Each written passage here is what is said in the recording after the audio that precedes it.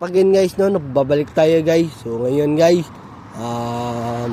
pupunta na tayong Tim Hortons. So ito na vlog ay pang 210 na ito guys. So may 90 na lang tayo guys, no. So sa Sunday pa rin guys, pupunta tayo ng West Edmonton Mall guys, no.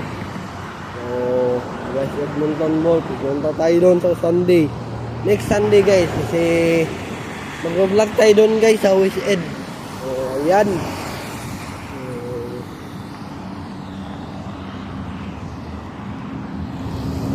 Ayan guys, no. So ngayon 6 hours yung pasok ko. So hanggang 3 pa rin ako guys, no. So ayan, 9 yung pasok ko guys.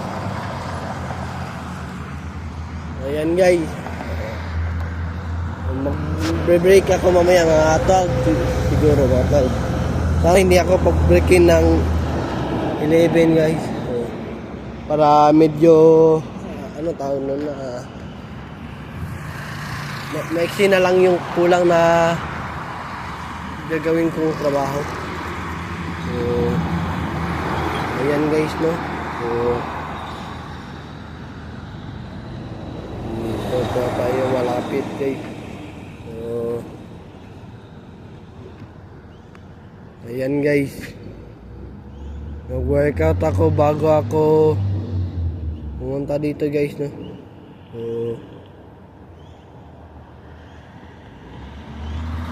kailangan talaga natin mag-workout guys para may lakas tayo guys. May lakas ako, pupunta ako sa Pilipinas guys, no? So ayan guys, so sayang hindi ngayon mainit. So mamaya mainit naman, kaso lang hindi masyado. Hindi ako nasanay sa lamig. Nasanay ako sa init kasi sa Pilipinas palagi ako nabibilad ng init sa araw. So nagdadala lang ako ng payong para malaman nila, ginagamit ko yung payong. Pero hindi ko ginagamit yung payong ko guys kapag mainit. So nagdadala lang ako para malaman nila na ginamit ko yung payong. So ayan guys, no. Wais kasi ako guys. Gusto ko talagang mapaitim guys. Ayaw ko maputi kasi hindi ako makakaligo ng walang sunblock guys. Ayaw ko naman ng maligo na may sunblock. So kasi kapag may sunblock ako guys, hindi ako comfortable guys, no. So ayan, hindi ako mapipilitan na akong gumamit ng sunblock kapag sama ko mama ko. Pero ayun guys, hindi ako gagamit ng sunblock guys, no. So ayan, mag-workout talaga tayo guys para may lakas tayo guys. Kasi tuturuan ko kasi yung mga pinsan ko na mag-workout para kapag nabully sila ay may lakas sila na patulan yung nambully sa kanila. Kasi ayaw ko namang mabully yung mga pinsan ko. Ayaw ko silang magaya sa akin na nabully, no. So ako, nabully ako guys. Ewan ko kung bakit ako nabully. Yung nakikipagkaibigan ka lang naman, tapos binubuli ka pa rin nila. So ayan guys, no. Dapat huwag kayong magpapabuli. Patulan yung mga bully guys, kasi tayo rin ang kawawa sa bandang huli. So sa mga pinsan ko dyan sa Pilipinas, tuturuan ko kayo proper push up, proper dumbbell. So kailangan magpapalaki kayo ng katawan kasi high school na kayo. So yung high school ay maraming bully dyan. So yung elementary hindi naman masyadong maraming bully, konti-konti lang. So mas marami talaga yung high school, no, kasi nandyan na yung grade 7, 8, 9, 10. Yan guys. At lalo na yung senior high. Naku po. At yan guys, lalo na yung college ka guys, no? So, marami nang sira ulo sa college. Lalo na nag-COC ako. So, hindi ko naman nila lahat guys. Marami lang guys, no? So, ayan guys, no? Huwag tayo magpapabuli guys kasi tayo rin ang kawawa sa holidays, no? So, turuan nyo yung mga anak nyo na self-defense para magamit nila sa bully. So yung pinsan ko, tuturuan ko sila, 3 sila. Kasali na rin yung babae kong pinsan. At yung pamangkin ko naman, saka ko natuturuan ng self-defense pag siguro nasa grade 1 na siya. Ay hindi, grade 1 na siya. Okay lang grade 1 or siguro mga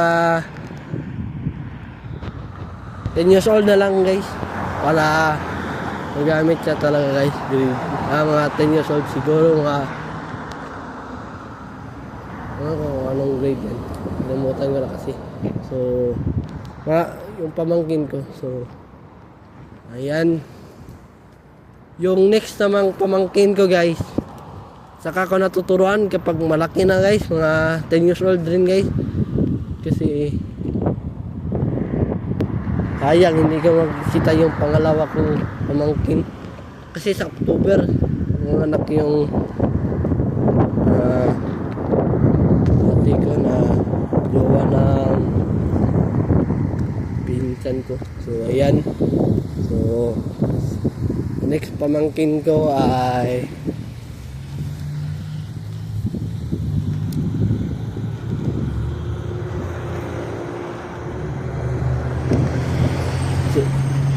tuturuan kita na self-defense. So yung pinsan ko naman na 14 years old, tuturuan kong psychology, o tuturuan ko siya na mag-counter sa mga plastic na mga tao or sa mga backstabber guys, no? So tuturuan ko siya guys kasi yung pinsan ko, tapos yung 14 years old ako, palagi akong nauutoy, pero nung nag grade 8 na ako, natuto na ako. So kaya tuturuan ko siya mag dark psychology. Ayan guys, no, nandito na tayo sa team, pero mamaya muna tayo papasok kasi medyo maaga-aga naman guys, maaga-aga pa naman. So ayan, so igalain nyo ng turuan yung anak nyo na self-defense para naman hindi mabuli guys. Kasi sa panahon ngayon guys, uso na yung bully guys. Kahit wala kang ginagawang kasalanan sa kanila guys, bubulihin ka talaga nila guys, no? So ayan guys, yan talaga yung so ayan, bully. Kahit babae guys, binubuli nila guys, no? Wala silang anong tawag nito, wala silang pinipili guys. Ayan guys, pasensya na, bubulo lang guys. Kahit bata yan guys, binubuli nila guys. O kasi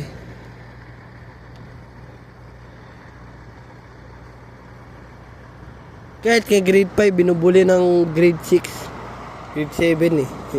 Nung nag-aral ako sa Bulwa Central School. So ayan guys, turuan nyo yung anak nyo maging independent at lumaban. Kasi sa panahon ngayon, hindi na yung uso na hindi mo pansinin yung nangbubuli sa iyo. Kasi kapag hindi mo pinansin, wala, ikaw naman yung papansinin nila, bubulihin nila. Ay, ito hindi ito namamansin, bubulihin natin ito. So ayan guys, no? Dapat yung anak nyo matuto na talagang lumaban guys. Kasi Yung mga bullying kasi ngayon upgraded na guys. Yung bag mo tinatago nila. Yan na guys, no? So, yung plan ako. Sorry. At yung bag mo tinatalin nila guys, no? So, na-experience ko rin yan guys sa grade 7. Sa grade 9 guys, yung bag ko tinago guys. Iwan ko guys. So, pasensya na talaga guys, nabubulol ako guys. Yung cellphone ko dati guys, tinago sa ilalim ng teacher's table guys, no? Iwan ko kung sinong nagtago doon. Kasi sa grade 9 sa Liceo, may rules kasi kami na may lagayan doon na cellphone kapag nagtuturo na yung guro. So nilalagay namin doon. Tapos yung tiningnan ko sa bag, wala na yung yung cellphone ko. So tinago guys, no?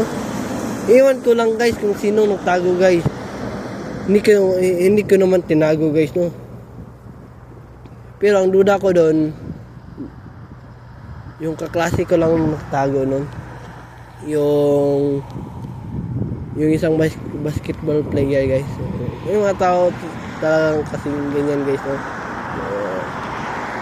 Pangalan niya guys si Andre Miguel Caruana. So alam ko na siya yung nagtago kasi yung kilos niya nahalata ko guys. So shoutout sa iyo Andre Miguel Caruana. So siya yung nagtago ng cellphone ko. Kahit hindi ko nakita, pero alam ko na, nasi-sense ko na kasi katabi ko lang nagkukunwari siya na nagsabi siya na sino nagtago sa cellphone ni Caralde, diba? Halata na guys, halata na yan guys. So dapat matuto kayong makiramdam sa paligid. So ayan guys, no? So may yung jowa niya guys, paragi akong kinukontra guys, no? So kahit wala akong ginagawa guys.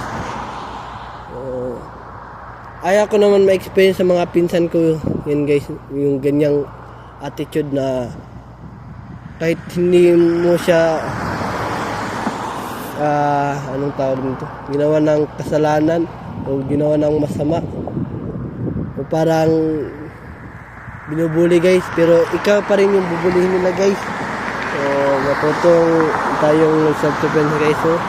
So ayan naman na ngayon guys, paki-subscribe sa aking YouTube channel na Aaron Caralde at huwag kalimutang pinutin ang notification bell all para updated kayo lagi sa aking mga vlogs. So ayun naman na ngayon guys. Have a wonderful day and have a nice day. Keep safe and I'll see you for my next vlog. Peace out. Bye bye. Gotcha.